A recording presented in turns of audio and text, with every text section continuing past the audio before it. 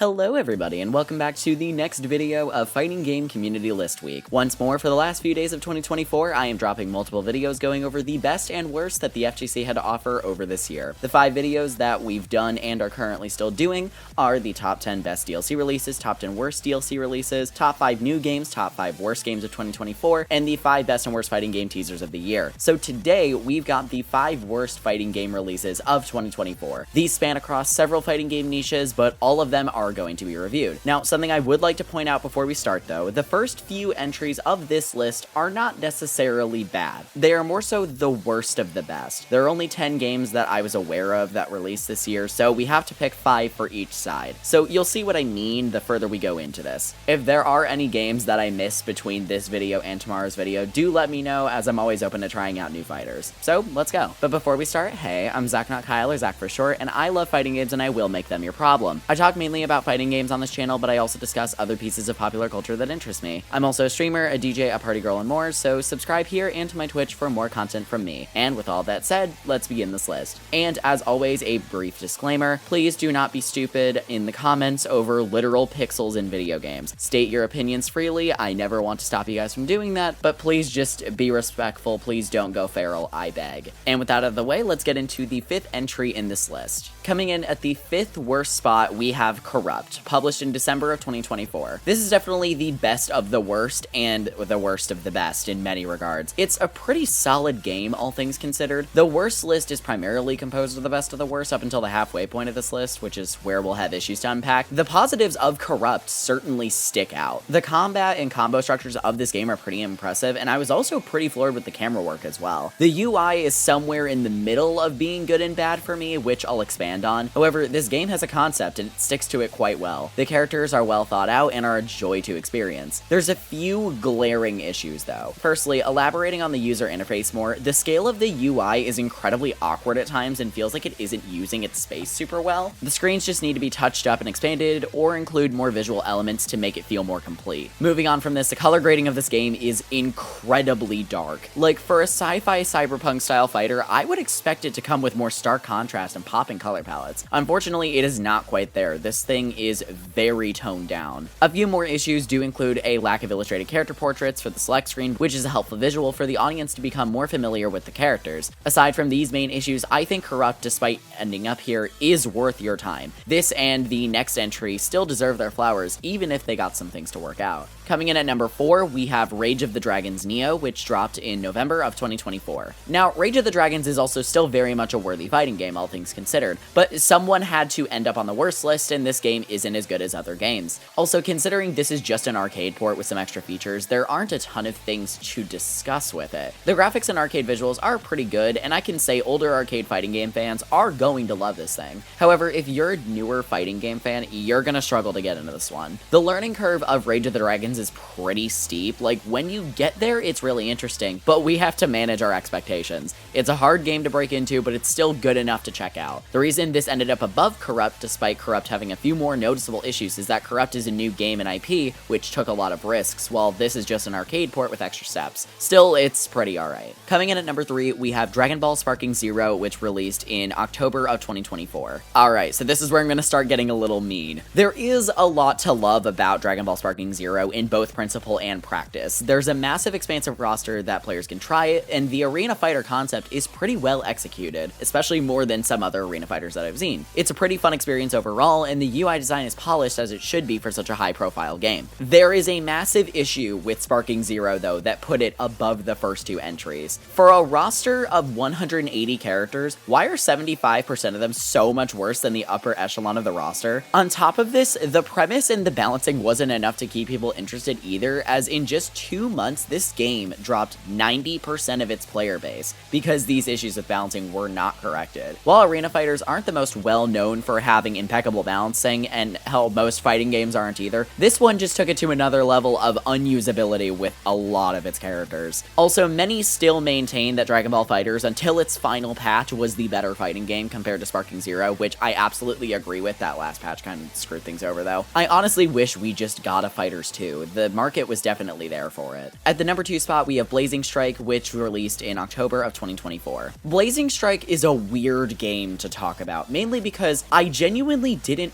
want to hate this game. It had a lot of promise and genuinely looked like a game that'd be interesting, and honestly, the gameplay itself is pretty solid. I don't think it's as good as something like Corrupt, but it's still decent. However, I think there are a good amount of missteps here that are just too glaring of problems to ignore. Like, the missteps are so large and so obviously wrong that they just cannot be brushed off. To start, I want to discuss the character designs. To be honest, I think the sprites themselves are well designed, but the problem is that almost every character design is derivative. Alexander is King, Shinsuke is Ryu, Pink is Vi, Jake is Shun'ei, I can keep going. These characters are just incredibly similar to other pieces of media that I've and many of you have probably seen. While references and taking inspiration is entirely okay, some of these characters are just way too damn similar. Then we have some other basic functionality problems. The training mode was incredibly bare bones and basic, and it missed key components like the reset position button. Like, how do you miss that? Blazing Strike is also getting a heavily mixed reception upon its release, which sucks to see, but it's completely understandable why this is. If you miss these blatantly easy fixes, then you need more time. And also, just a side note, this might just be me being an annoying English major, but why are the Steam patch notes so poorly edited? Like, capitalize your letters, please! Like, if you're not properly editing this and using good writing, it makes it look like you don't give a shit. This game was genuinely in no state to drop. They needed an open beta, an early access period, something, not whatever this is. And now, we're about to approach our number 1 spot. And you may be like, hey Zach, there's kind of a lot of the video left. And to that I say, yeah, this one was pretty bad. At number 1, we have...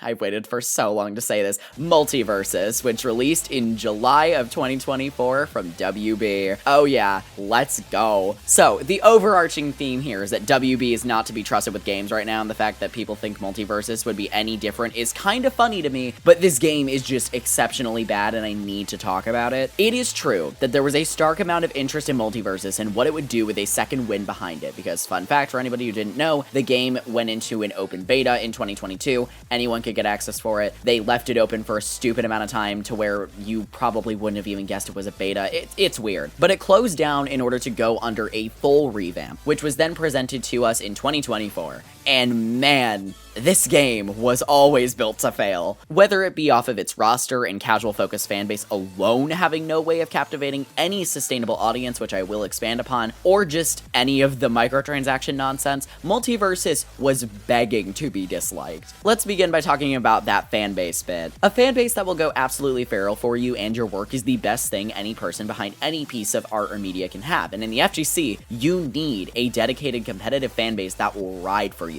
Street Fighter's fanbase, feral. These people want characters back from Street Fighter 3 and will die on that hill like their life depends on it.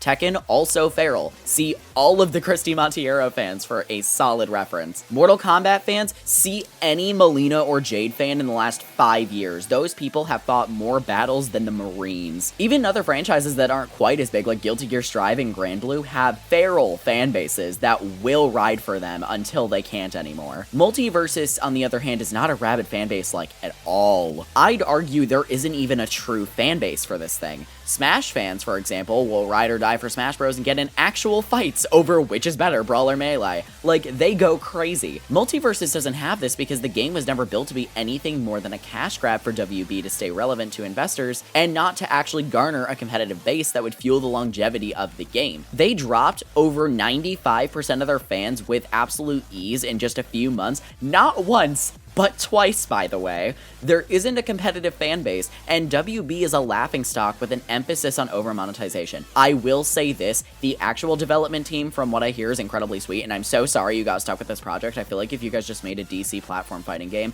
everybody actually would have gone crazy for that. It's just WB sucks. And we'll rapid fire a few other things because I've rambled on long enough for a singular list entry. The game is stock standard and bland, the music is boring, the roster is split unevenly, and it's mostly DC for some reason. The game mechanics are boring, and the hype died faster than even Sparking Zero did. Multiverses really accomplished dying not once, but coming back to life and then dying twice in the FGC from its own misunderstanding. I like almost want to give it props. Like, that's truly something. And with that absolute behemoth of an entry, we are going to end off the 5 worst games of 2024. What did you think of my list? Is there a game that you think shouldn't have been on here? Is there a game that you think should be on here? I know the Sparking Zero one's going to get a lot of controversy. I just cannot get over that game's balancing, but let me know in the comments below. And with that, I will see you guys tomorrow for the final entry of 2024 list week. Bye, sis.